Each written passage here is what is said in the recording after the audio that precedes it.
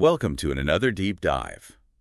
This time, we're tackling mindfulness. Mindfulness. But not the kind you might find on, your meditation app or something. Yeah. We are going, straight to the source. Yeah. Exploring early Buddhist teachings. Awesome. To uncover how observing your own mind Mm-hmm. can lead to some pretty profound insights. It's really fascinating how these ancient texts offer a framework for self-awareness that really resonates with modern psychology. Right, and we're working with excerpts from a Buddhist text Okay. that dives into this idea of the 18 acts of the mind, which is a pretty core concept, so buckle up. Yeah, think of it this way. It's about how our six senses... Six senses. And yes, Okay. in this context, mind is considered a sense to Okay. interact with the world, but it's not just passively seeing or hearing. It's about how our emotions color these interactions. Okay, so I'm not just seeing a sunset. Right. I'm seeing it with joy, Yeah. anxiety, Uh-huh. or maybe even detachment. Yeah. And each of those has a different effect on me, right? Exactly. The text pinpoints three main taints that influence our experience.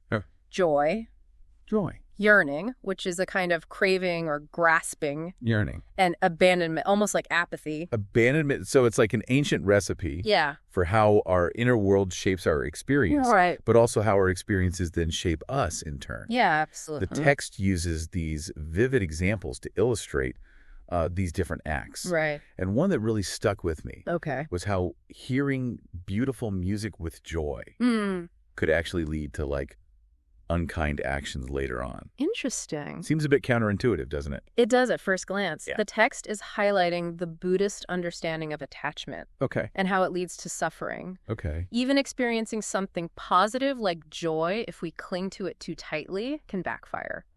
It's about understanding the impermanent nature of everything, Okay. even pleasant sensations, and seeing how attachment can cause us pain. That's pretty thought-provoking. Yeah. So even joy has a shadow side if we don't understand it properly. It's not that joy is inherently bad, but our fixation on it is what causes the problem. Okay.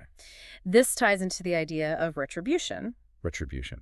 the karmic consequences of our actions, Yeah. and the path to enlightenment. Enlightenment. The text suggests that actions driven by different intentions have different outcomes. Right. And by observing these 18 acts, we can begin to refine our actions and move towards enlightenment. The text even says that when someone achieves the first stage of enlightenment through this kind of observation, Right. there's this cosmic celebration among divine beings. I love that. It really shows how important this is in the grand scheme of things. Achieving this stage is a significant leap forward in breaking free from suffering. Mm. But it's only the first step on a longer journey. So we've got these 18 acts of the mind, Right. and observing them is a path to enlightenment. Uh-huh. But how do we actually put this into practice? Yeah, great question. The text mentions the four families. Yes. Is that where we're heading next? Precisely, the text outlines four families: wisdom, commitment, renunciation, and emancipation. Four families. Each represents a different way of being in the world. Okay. For our purposes, let's start with the family of wisdom, since it's most closely linked to mindfulness. All right. So what does it mean to dwell in the family of wisdom? Okay. What does that look like? Dwelling in the family of wisdom is about cultivating deep understanding. Okay. It's about recognizing the ever-changing nature of reality and seeing through the illusion of a fixed self. I'm starting to see how this ties back to the 18 acts. Yeah. Instead of That's just real. blindly reacting to those sensory experiences, Right.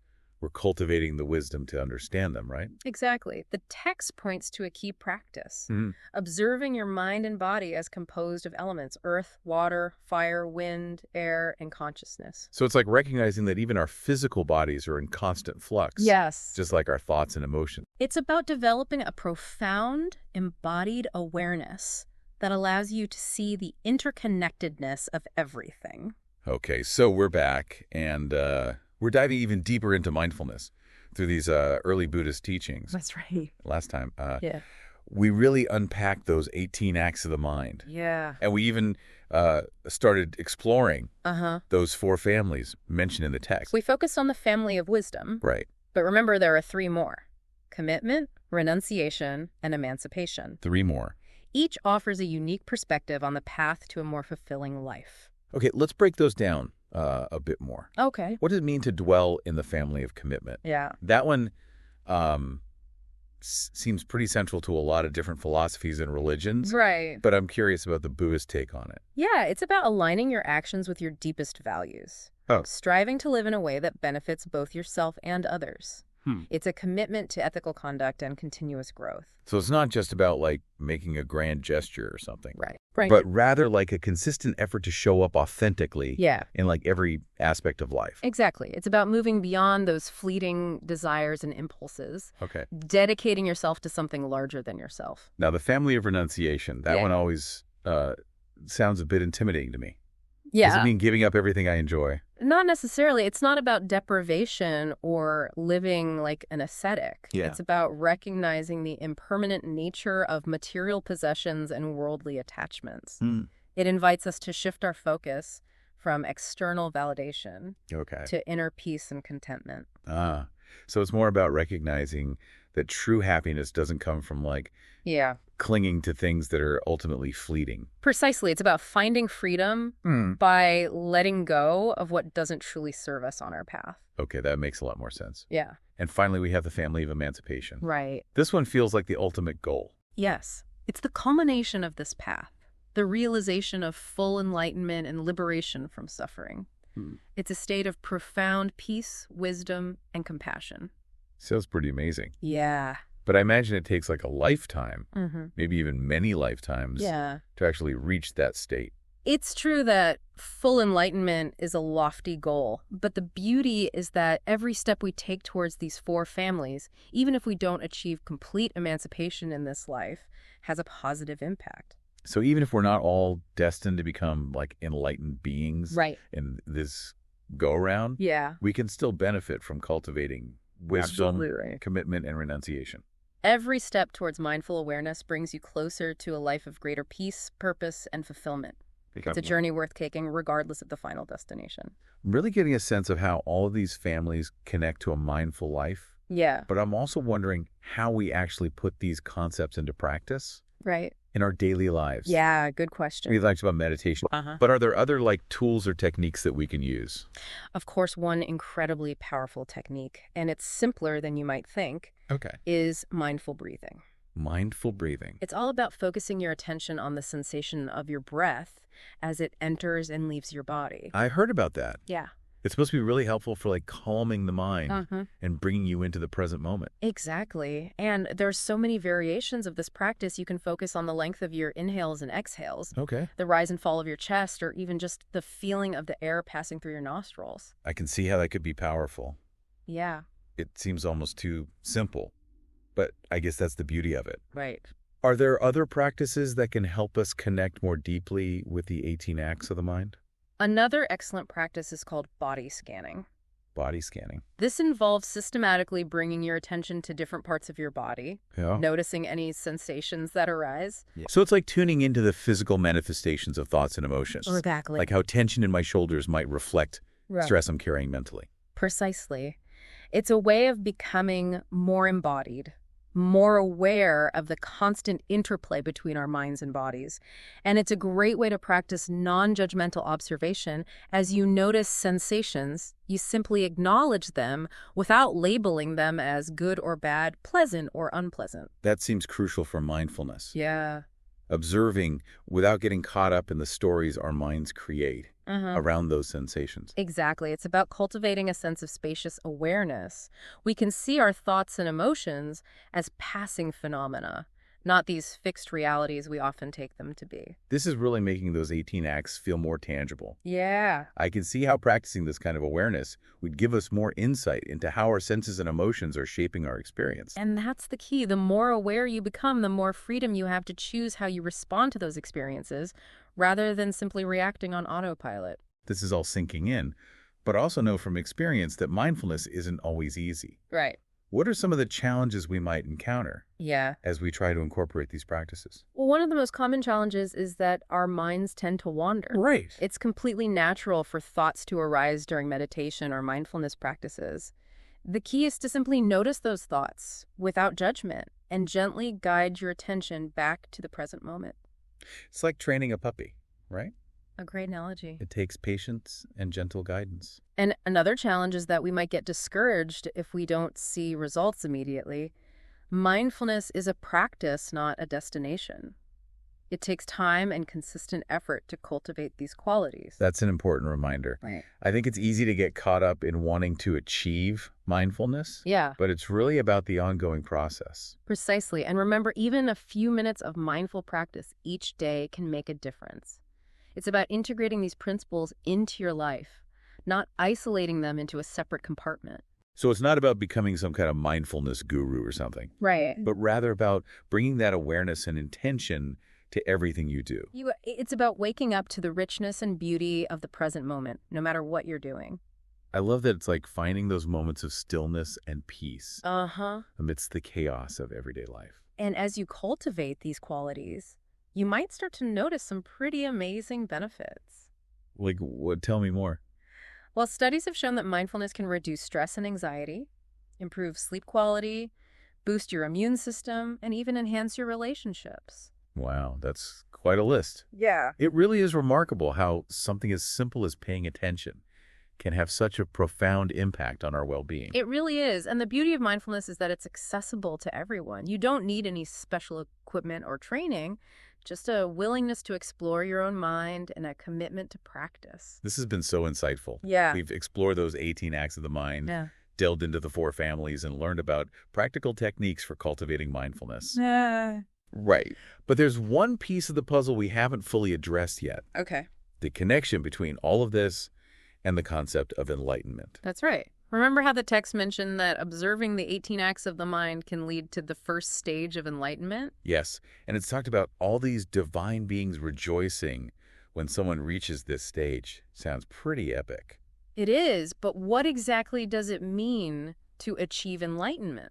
That's a great question. It's such a complex concept. Right. And I imagine there are many ways to interpret it. You're right. But at its core, enlightenment is about awakening to the true nature of reality. Okay, so we're back for the final part of our deep dive into mindfulness through early Buddhist teachings. It's been quite a journey. Yeah, it really has. We've explored, those 18 acts of the mind. Right. Delved into those 4 families. Learned about all these practical techniques for cultivating awareness. But now I think it's time to tackle the big one. The big one. Enlightenment. It's a concept that lies at the heart of Buddhism, but it can feel a bit elusive. Totally. Last time we ended on this idea that enlightenment is about, awakening to the true nature of reality. Right. Which sounds profound. Yeah. But also kind of abstract. Right. And if we look to the teachings, it's about recognizing the interconnectedness of everything. Yeah. The impermanent nature of all phenomena, and seeing through the illusion of a separate self. Whoa. Those are some big ideas. Yeah. So how does understanding those 18 acts of the mind actually help us on this path to enlightenment? Remember, those 18 acts are essentially how our 6 senses engage with the world around us, colored by those 3 taints. Right. Joy, yearning, and abandonment. Exactly. And we talked about how observing those reactions without judgment is a key part of mindfulness. Exactly. By simply noticing these acts in our own experience, we start to see how our minds create suffering through attachment, aversion, and ignorance. So it's not the external world that's like the problem, but rather how we react to it. Precisely. Enlightenment, then, is about freeing ourselves from those habitual reactive patterns and seeing things more clearly as they are. That makes sense. But how do we actually do that? Yeah. It's easy to say, observe without judgment. Yeah. But our minds are constantly chattering, judging, getting caught up in stories. It is a practice, not a perfect state we achieve overnight. Right. Think of it like training a muscle. Okay. The more we observe our minds, the stronger that awareness muscle gets. Okay, that's a helpful analogy. Yeah. So that's where meditation and those other mindfulness practices come in? Absolutely. Meditation is like a gym for the mind. It provides a structured way to cultivate that focused attention and non-judgmental awareness. But even if we meditate every day, is it really realistic to think we can reach full enlightenment in this lifetime? It's important to remember that enlightenment is a profound transformation, not something you achieve simply by attending a weekend retreat. The texts we've been looking at describe it as a process that unfolds in stages. So where does that first stage, observing the 18 acts, fit into this larger picture? That first stage is considered a crucial step. It's about breaking free from certain illusions and cultivating a deeper understanding of the mind's workings. But many stages follow. Wow. Sounds like a long-term goal. It is. But I imagine that even making like small progress toward enlightenment must have benefits in our everyday lives. Absolutely. Each step we take towards mindful awareness brings more peace, wisdom, and compassion into our lives. So it's not just about sitting on a mountaintop meditating. Right. It's about how we live each day. Exactly. The text emphasizes ethical conduct, kindness, and understanding as integral parts of the path. So enlightenment isn't just some internal state. Right. It's reflected in how we act in the world. Precisely. It's about embodying those qualities of wisdom, commitment, renunciation, and emancipation in our daily lives. It's inspiring, but it can also feel a little overwhelming. Yeah. Where do we even begin? You don't have to climb a mountain. Start small. A few minutes of meditation each day, noticing your breath, paying attention to your reactions. Those are all ways to start building those awareness muscles. And remembering that it's not about perfection. Yeah. It's about progress. Absolutely. Each step toward mindful awareness is a step in the right direction. Exactly. And the more we practice, the more those glimpses of enlightenment, that sense of peace, interconnectedness, and clarity will appear in our lives. Well, this deep dive has been incredible. It has. We've explored this ancient wisdom that feels so relevant to our modern lives. It's amazing how these teachings, though centuries old, still offer such practical guidance for navigating the human experience. So as we wrap up, what's one key takeaway our listeners can carry with them? Remember those 18 acts of the mind as you go about your day-to-day. Try to notice them in action. How are your senses interacting with the world? What emotions are coloring those interactions? Yeah, it's a simple practice, but it can lead to profound insights. And who knows, it might even set you on the path to enlightenment. Yeah. And even if full enlightenment feels far off, remember every step toward mindful awareness brings more peace, purpose, and joy into our lives. That's a beautiful note to end on. Thanks for joining us on this deep dive. Keep observing those minds, everyone.